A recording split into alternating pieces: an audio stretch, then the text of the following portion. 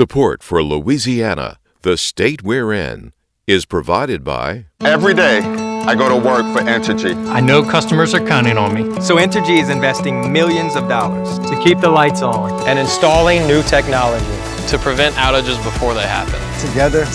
Together, we power life.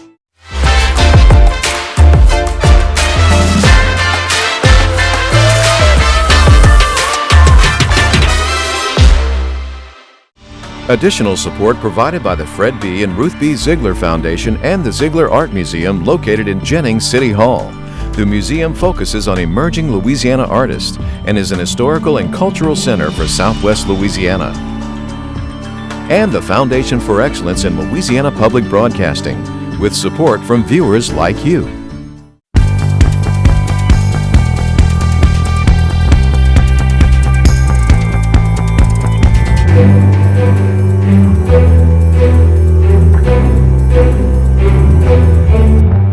I'm seeing an unprecedented level of interest in terms of people wanting to vote early.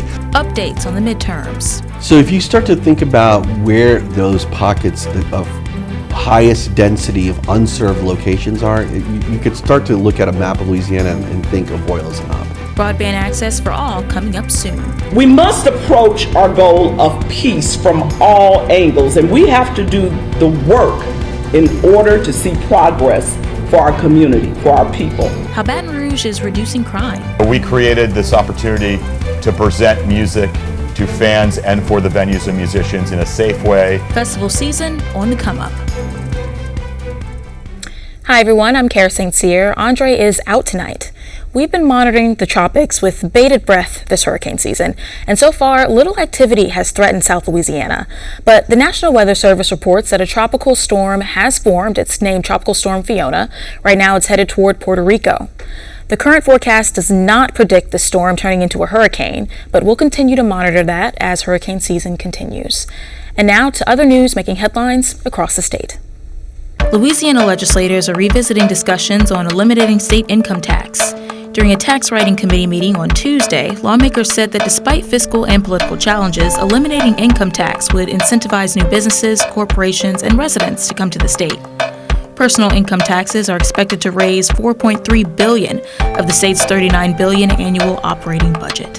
Carjackings are surging across New Orleans, with numbers on track to surpass 2021's record-breaking high of 210 incidents.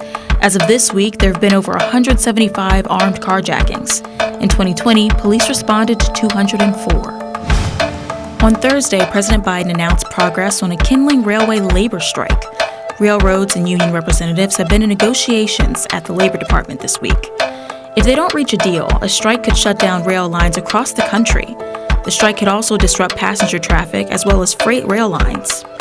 Following the agreement, Amtrak said it was working to quickly restore canceled trains and reaching out to impacted customers to accommodate on first available departures.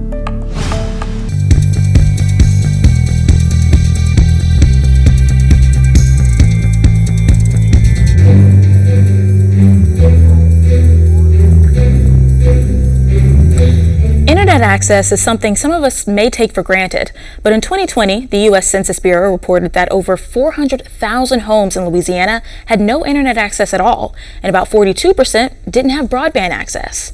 The state is working to boost connectivity in the next few years with the Office of Broadband Development and Connectivity. I sat down with the executive director to talk about that process. So where is internet access the most scarce? So if you start to think about where those pockets of highest density of unserved locations are, you could start to look at a map of Louisiana and think of oil as a knob. If you think about the nexus of the challenge of those that are unserved in the digital divide, and you think about the sort of socioeconomically how it's impacting people in those communities, it's going to be greatest. So the need is really in rural areas. It's in rural areas, but I'll tell you, it's also equally in urban areas. So you mentioned earlier the pandemic and how that's really been an eye-opener for everybody, especially for teachers and educators. Is any of this, this initiative, all of it, is it geared towards students at all? So if you think about the byproduct of all of these efforts, even if you take a step back, independent of our efforts, every elementary, middle, elementary and high school all has access to fiber optic connectivity going to each of those schools.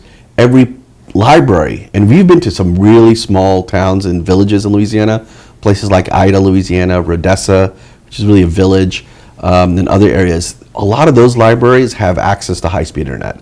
So independent of our efforts within our Office of Broadband and Connect LA, the Board of Elementary Secondary Education and the Board of Regents have done a phenomenal job making sure that students within the confines of their classroom has access to what they need from a technology perspective. The challenge becomes once that student leaves the confines of the school and goes home. And that's where we're going to come in. We're going to help fill in that gap to ensure that there is universal connectivity from the moment a student leaves a high school, elementary, or middle to the point that they go home. So indirectly, Yeah. it helps students. Yeah. So behind us, we've got this really lovely diagram that kind of explains what you guys are doing, how many places you're really going to.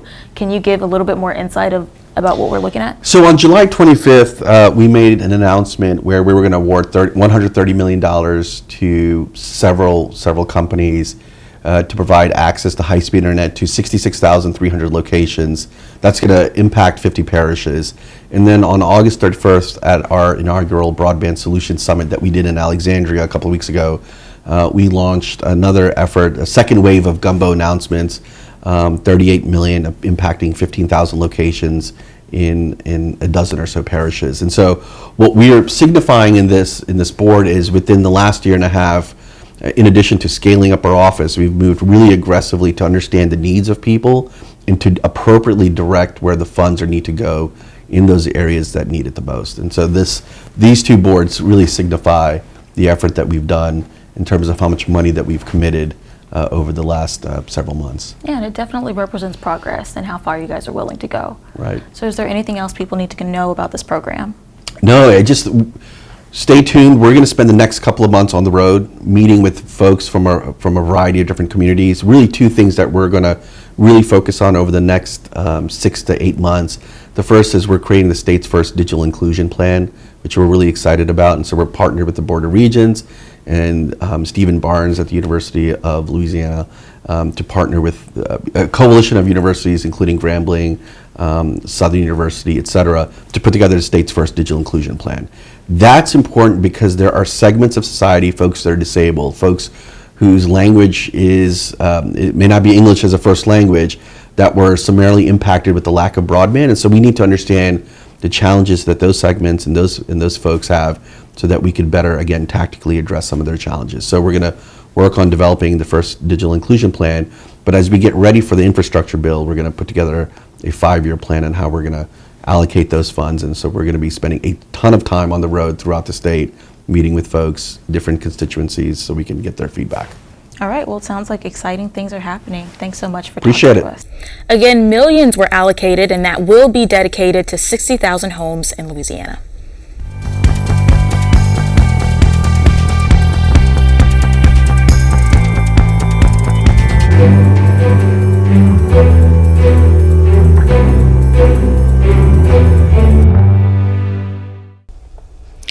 Midterms are coming up in less than 2 months. Louisiana voters will be making their way to the polls in November for the primaries and December for the general elections. We've had an interesting political year thus far, with major changes coming out of the White House and the Supreme Court. Here to talk about the latest voter trends is John Couvillion, a political analyst and pollster. Thank you for joining us. Thank you for having me tonight. So how is Louisiana expected to vote this year? So I would not be surprised if Louisiana goes fairly heavily Republican, given that has been the trend over the last decade. And in fact, the Democrats did not even field a candidate in the 4th Congressional District up in Shreveport, so they're not exactly running the same caliber of candidates that they might have, say, 15 years ago. So are there any changes besides that, from the last midterm election that we had? One of the things which I think has been a big paradigm shift is the fact that you have more people, since the pandemic started, they're choosing to mail-in vote. And in fact, the percentage of those who are mail-in voting in Louisiana since the pandemic started has consistently been 5 times what it was before the pandemic. In other words, about 15% of the vote has been cast by mail, and I would expect that in-person early voting will be popular as well. So in other words, you're looking at roughly 30 to 40% of the vote is already going to be cast before November 8th, which is Election Day. Wow, so that is a major shift from years before. Correct. So whenever you say 15% of people would be sending in mail-in votes, about how many people is that? So what you're looking at, if you want to assume about a 50% voter turnout or about 1.5 million voting, what we're talking about is the potential for there to be 100 to about 225,000 people voting by mail, which is a pretty heavy volume. So considering all the things that have happened in the White House and in the Supreme Court, a lot of people are paying attention to the demographics of people that are voting. Right. And recently, in 45 states, including red states like Louisiana, people have been noticing more women registering to vote. Yes. Is that expected to cause any change in how people are voting and what they're voting for? The interesting thing about these stories I've been seeing and reading about women being energized to vote, women are not exactly a monolithic voter bloc in the same way that, say, whites or blacks or Hispanics are.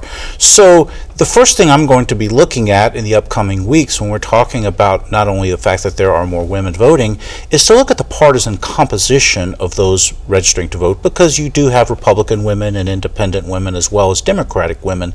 So that is one of those kinds of things where I need more data before I can make a really appropriate judgment call as to which side that benefits more. Why do you think that there's been a focus on this in particular for this midterm election? So what I think has happened is that what was initially going to be an economic issues kind of election now has a flavor of social issues, more specifically abortion. Ever since the Supreme Court decision back in late June, which was leaked in early May, I do think that has provided yet more, I guess, noise, as it were, as to things that are interesting voters, as opposed to before it would have been talking about, say, the coronavirus policies and or inflation and or foreign affairs. Now abortion is basically becoming an issue in its own right, just like inflation has been.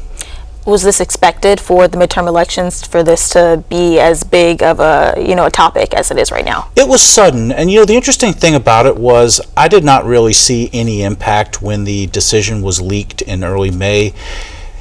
If one believes the polls that have been released in August, which is the latest data I have at my fingertips, it has benefited Democrats somewhat, but I'm also of the opinion that what goes on in August isn't necessarily what's going to happen after Labor Day when voters are more focused. But I do think it has given a new spring to the Democrats' steps to where instead of it being a 2010 or 2014 style Republican landslide, I could see more modest Republican gains unless Republicans have the ability to get an appreciable share of independent voters and or win back some of those voters who may be attitudinally Republican but voted for Joe Biden. Those two voter blocks, in my opinion, are going to be the story of election night. So speaking of trends and voting trends, are more people likely to show up at the polls this year, especially, in spite of all that's been going on with election integrity and people worried about the results? I believe so, and there's a couple of data points that I already have as evidence for that. The first is primary turnout when compared against 2018 is actually 2.5 million votes higher, and is the highest I've seen going all the way back to 2006 when I'm studying, the number of people who've actually voted in the primaries. So that's data point number one. Data point number two is I'm seeing an unprecedented level of interest in terms of people wanting to vote early. More specifically, as of this morning, I have seen 270 have already voted in Florida and North Carolina, and we have in Florida and North Carolina and Georgia, and that's just data I know about, but in Florida, North Carolina, and Georgia, 200,000 people have already requested a mail-in ballot. So you're talking about people 2 months in advance of an election who are already ready to vote. And that, to me, is interesting when you're talking about a midterm election. So I am expecting elevated turnout relative to 2018. All right, so midterms are getting very, very, very close. Thank you so much for coming in and giving us all this information. My pleasure.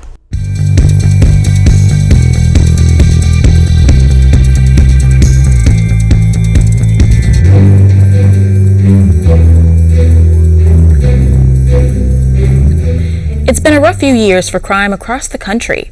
Following the pandemic, homicides and drug use skyrocketed.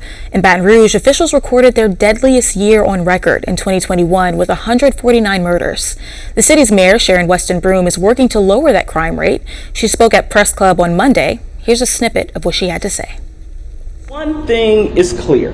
Cities across the country are focused on investing in what actually creates safe, healthy, and prosperous communities. This includes housing, health care, mental health, and substance abuse services. Also, community-based restorative forms of justice that address the root causes of harm and violence.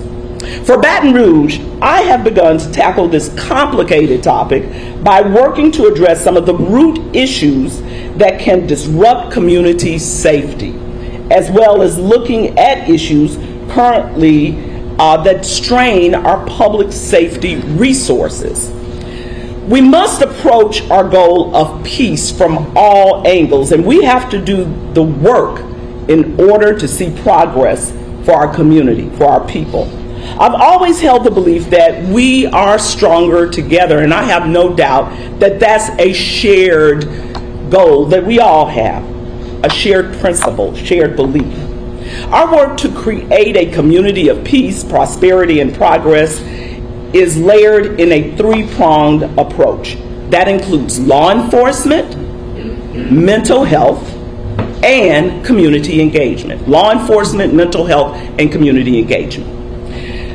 Growing and sustaining our police force and all city parishes departments remains my top priority as mayor. To be effective, we must have qualified, well-trained, and knowledgeable officers. In August, we raised police officers' pay by 7% across the board. This is a 13% pay increase for Baton Rouge Police Department officers over the past 2 years, something we did without a tax increase. And I will continue to fight for fair pay for the officers who protect and serve our communities, which also ensuring that they have the adequate equipment and technology to perform their duties effectively. Along with pay raises, my administration has invested more than $10 million in recent years for technology, equipment, recruitment, and training to enhance public safety, not only in the city of Baton Rouge, but throughout East Baton Rouge Parish. Throughout this process, I'm reminded that change does not come easy, and it definitely does not come overnight. This city is evolving day by day. So that means that we must evolve our strategies to real change in our communities. Eleanor Roosevelt once said, "It isn't enough to talk about peace. One must believe in it, and it isn't enough to believe in it. One must work at it." I stand by this in our efforts to keep the residents and guests of East Baton Rouge Parish safe. Complementing law enforcement is mental health. Even before the global COVID-19 pandemic, we have been witnessing an increase of individuals experiencing a crisis with mental health and substance abuse. Over the last 2 years, the COVID-19 pandemic and the social disconnection that it fostered has only intensified these mental health problems. One of our leading mental health providers, the Bridge Center for Hope, opened in February 2021 and has served more than 3,700 people experiencing a mental health or substance abuse crisis in East Baton Rouge Parish. And it is imperative that they stay focused and remain efficient and effective, because they are very much needed. Additionally, we are developing the BRIGHT initiative, investing $1 million allocated by Congressman Troy Carter to provide trauma-informed therapy in neighborhoods with the greatest level of violence. This is not a new focus for my administration. Early on, we used the RECAST program, as you may recall, to address the trauma experienced by our community members and law enforcement personnel in the aftermath of the events of 2016. Our third pillar of public safety is community engagement. Baton Rouge is one of 16 cities in the White House Community Violence Intervention Collaborative. This collaborative empowers all of our local, state, and federal public safety partners to work together create best practices that are fair and equitable, and influence existing systems to produce the best health and safety outcomes for individuals and families. Mayor Sharon Weston Broome says her team spoke with more than 33,000 community members and recorded their needs and suggestions to improve public safety in their neighborhoods.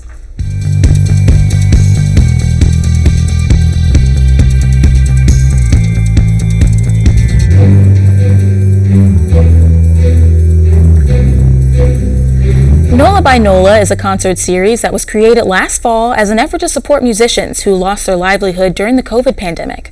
The festival is back for a second year and will feature more than 300 musical performances at 35 venues across the city of New Orleans. I got to talk to the co-founder of the great festival and a very special guest yesterday, so take a look. We are here today with Sig Greenbaum and none other than the Queen of Soul of New Orleans, Irma Thomas. I'm so glad to meet with you guys this morning. So we're going to be talking about NOLA by NOLA.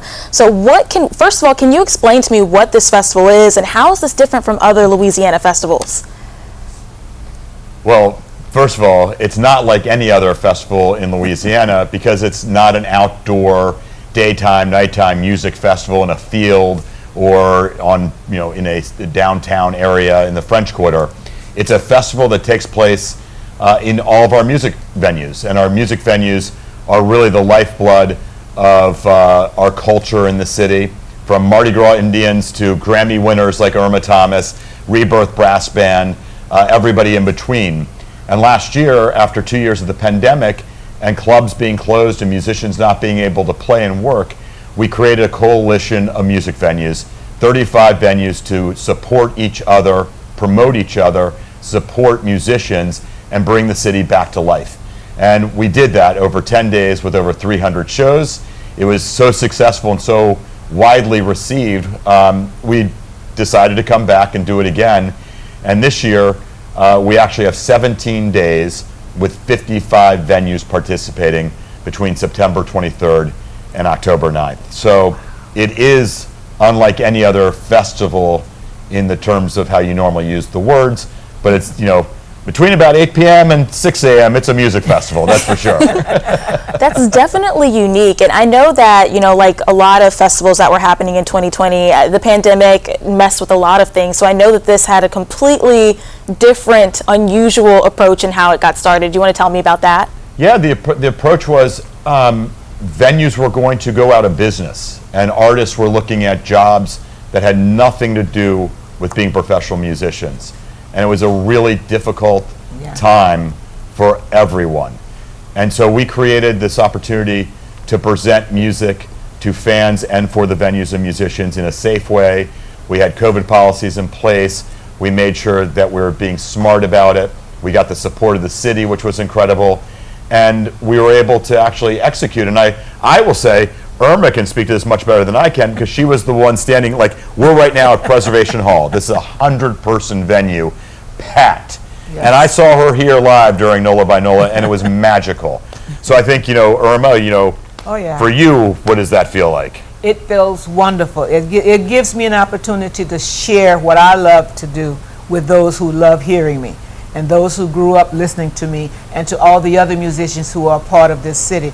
This is what NOLA by NOLA does for us.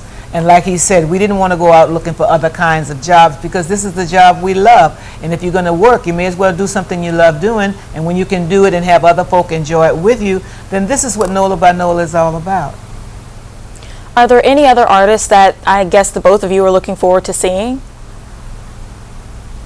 Well, I'll be busy working, so I won't get a chance to see them. I'll be a part of the ones who are being seen. Well, I'm happy to say it's such a long list that I can't just go through it very quickly. But some, Louisiana legends like the Rebirth Brass Band, the Hot 8 Brass Band, Big Sam with special guests. We're going to do a special Fado Do at Tipitina's. We have things happening at Snug Harbor with jazz musicians. Howling Wolf, Maple Leaf, the list goes on. And actually, if you want to see that list, you can go to NOLAxNOLA.com, which is NOLAxNOLA.com. And all the venues that are participating are on there. All the shows that are happening, you can see, you can sort by neighborhood, by music genre, by venues. It's all there for you at a click, and you can even buy tickets from the venues that sell tickets online. Irma, I read that for you, whenever you're performing, you really perform for your audience. And that's what you've said always, is that what your audience wants to hear, that's what you'll play. So is there anything you're looking forward to playing, any requests that you're expecting? Well, I expect my audience to let me know what it is they want to hear, because I'm there for them, not for me. And trust me, in Louisiana, they know me well enough that if they call it out and I can remember it, if it's not in my cheat iPad, I will still do what I know, and we'll still have fun that night. A cheat iPad, I love it. I love it.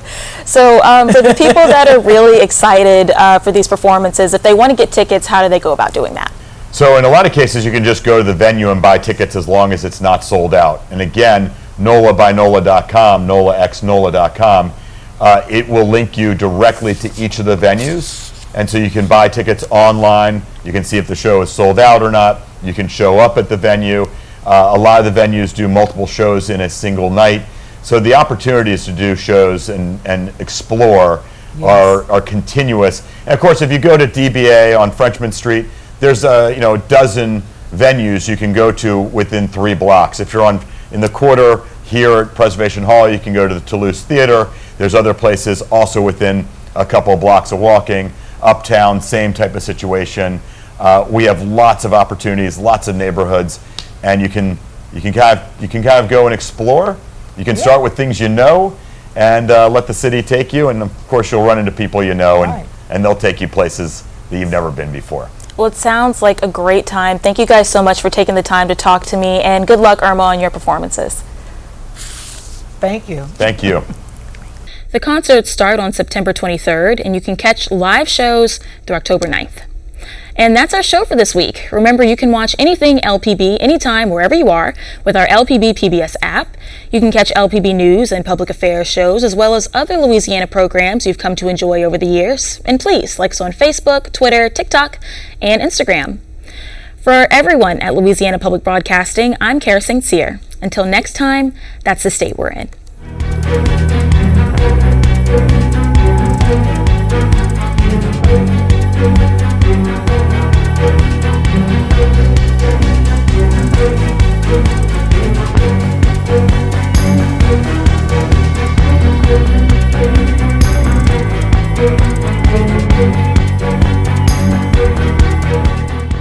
Every day, I go to work for Entergy. I know customers are counting on me So Entergy is investing millions of dollars to keep the lights on. and installing new technology. to prevent outages before they happen. Together. We power life.